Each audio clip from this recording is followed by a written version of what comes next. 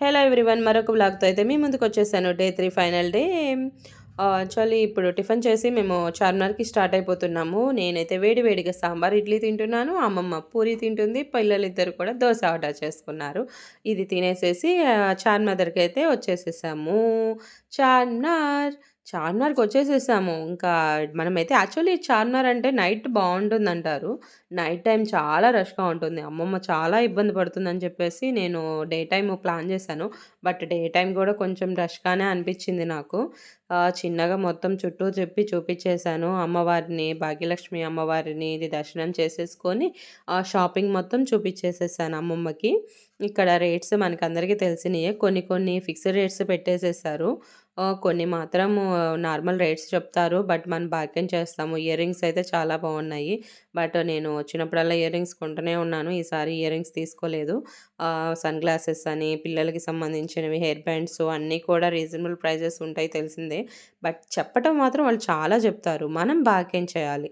ఎప్పుడైనా అది గుర్తుపెట్టుకోండి. చార్మినార్‌కి ఫస్ట్ టైమ్ వచ్చిన వాళ్ళు ఎవరైనా ఉంటే మాత్రం వాళ్ళు నా వీడియో చూస్తున్నట్లయితే ఇది మాత్రం మర్చిపోకండి. ఆ చార్మినార్‌లో వాళ్ళు చెప్పడం చాలా రేట్స్ చెప్తారు. బట్ మనం బార్గెయిన్ చేస్తే మనకి రీజనబుల్‌గానే ఇస్తారు ప్రైజెస్. కొన్ని మాత్రం ఫిక్స్డ్ రేట్స్ చెప్పారు.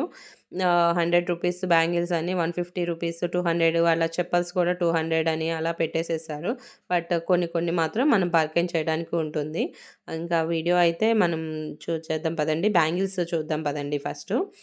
బ్యాంగిల్స్ దగ్గరికైతే వచ్చేసాము. ఓకే. అన్నీ బాగున్నాయి బ్యాంగిల్స్. నేనైతే 2 సెట్స్ తీసుకున్నాను. పాపకి 2 సెట్స్ తీసుకున్నాను. రీజనబుల్ ప్రైజే అనిపించి రూ. 100. అదే మనం బయట తీసుకుంటే ఇవి 200 అట్లా ఉంటాయి. 4 బ్యాంగిల్స్ రూ. 180 అట్లా ఉంటాయి. బట్ ఇక్కడ రూ. 100. అలాగే చున్నీస్ కూడా నేను 5 చున్నీస్ అయితే తీసుకున్నాను. బాబుకి వాచ్, పాపకు వాచ్ ఇవి కూడా తీసుకున్నాను. ఇవి సెట్స్ వచ్చేసి మనకి హెవీ సెట్స్ అనమాట. ఇవి 300 పడుతున్నాయి. ఇవైతే 150 పడుతున్నాయి. రేట్స్ ఫిక్స్డ్ రేట్స్ పెట్టారు. ఇవైతే 100 పడుతున్నాయి. బ్యాంగిల్స్‌కి అయితే మనకి హైదరాబాద్ అంటే బ్యాంగిల్స్ అది తెలిసిందే. ఇక్కడ పక్కనే ఉన్న మసీద్ దగ్గరికైతే వచ్చేసేసాము. ఇక్కడ మనకి పావురాలు ఉంటాయి. ఇక్కడ చాలా పావురాలు ఉంటాయి. బట్ ఈరోజు కొంచెం పావురాలే ఉన్నాయి.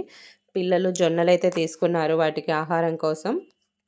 అవి చల్లుతూ చక్కగా వాళ్ళైతే ఎంజాయ్ చేశారు. అమ్మమ్మ అయితే మొత్తం చుట్టూ తిరిగి చూసేసింది. ఇంకా కొంచెం రిలాక్స్ అవుతా అని చెప్పేసి స్టెప్స్ మీదయితే కూర్చుంది అమ్మమ్మ. ఇక్కడైతే రూల్స్ అండ్ స్ట్రిక్ట్స్‌గా ఉన్నాయి బాగా. మనము పంజాబీ వేసుకొనొస్తే మస్ట్ అండ్ షుడ్‌గా చున్నీ వన్ సైడ్ ఏసుకోవడానికి లేదు. 2 సైడ్స్ ఏసుకోవాల్సిందే. శారీ కట్టుకొనొస్తే శారీని కప్పుకొని ఉంచుకోవాలి. ప్లస్ గుర్కా ఏసుకొస్తే ఫుల్లుగా ఉండాలి గుర్కా అనేది. అలా వీళ్ళైతే చక్కగా రూల్స్ అయితే మామూలుగా లేవు. అండ్ చక్కగా పావురాలకి వేసేసారు. ఆహారం వేసేసారు. అయిపోయిన తర్వాత అయిపోయాయని చెప్పేసి దాన్ని పట్మని కొట్టేసాడు వాడు. ఆ కవర్‌ని చించేసేసాడు. ఇంగా అది అయిపోయిన తర్వాత మేము సాలార్జంగ్ మ్యూజియంకయితే వచ్చాము. అందరికీ ఆల్మోస్ట్ సాలార్జంగ్ మ్యూజియంలో ఏమేముంటాయనేది అందరికీ ఐడియా ఉంది. కొంతమంది తెలియని వాళ్ళు ఎవరైనా ఈ వీడియో చూస్తున్నట్టయితే నా వీడియో ద్వారా కొంచెం సైన్స్ పరంగా గూడా మీకు ఉపయోగపడుతదని కోరుకుంటున్నాను. అది మనకి ఫోటోగ్రఫీ, వీడియోగ్రఫీ తీసుకోవడానికి మనం మళ్ళీ సెపరేట్‌గా టికెట్ తీసుకోవాలి. రూ. 100 ఉంటుంది టికెటు. నేనైతే రూ. 100 పెట్టేసి నేను టికెట్ అయితే తీసుకొని మొత్తం షూట్ చేసుకోవడానికి పర్మిషన్ తీసుకున్నాను.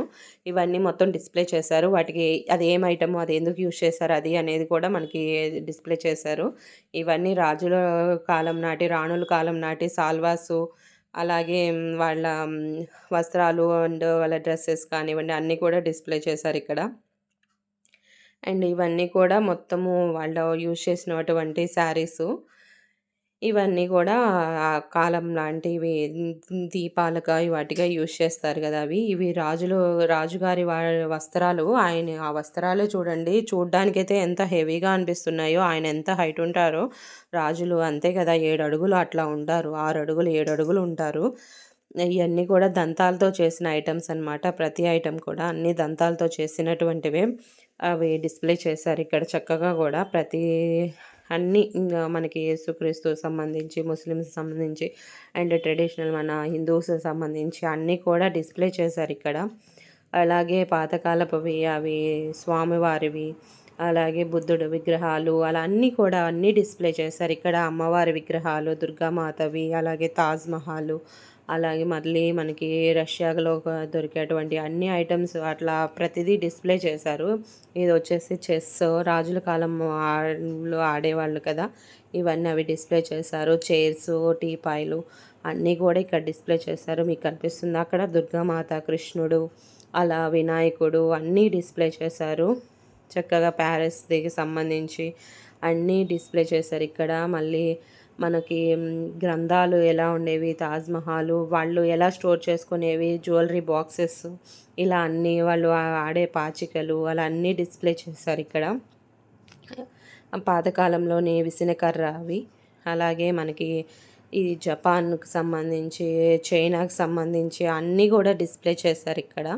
అన్ని ఐటెమ్స్ ఉన్నాయి ఇక్కడ డిస్ప్లే చేశారు. పిల్లలకి సైన్స్ పరంగా ఉపయోగపడుతుందని మెయిన్ రీజన్‌తో నేను ఇక్కడికి సాలార్జంగ్ మ్యూజియం తీసుకొచ్చాను.